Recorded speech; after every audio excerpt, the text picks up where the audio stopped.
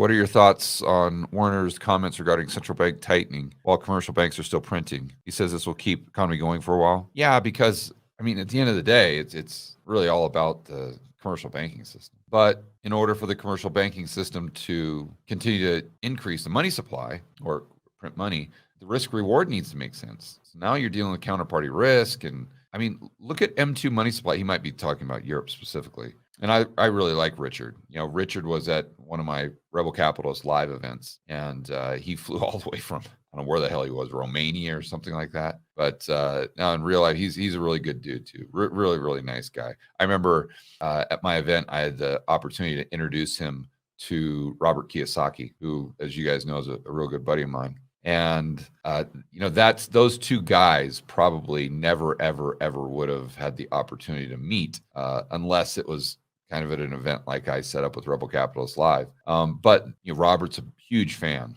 of Richard's work, and Richard, is a big fan of Kiyosaki and Rich Dad Poor Dad and all that. So they were able to talk about publishing and books and just macro and banking and all this stuff for probably about a half hour in the green room. It was a lot of fun. But my point was looking at M2 money supply.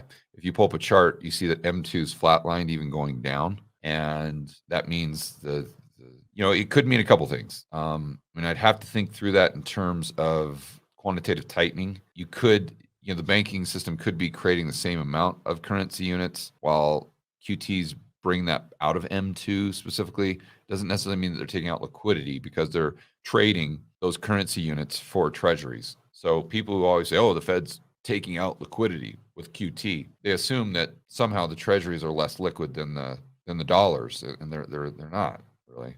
Maybe, I guess there's an argument they could be slightly for the average Joe, but once you get into the big pension funds and hedge funds, if they have treasuries on their balance sheet, those are just as liquid as cash.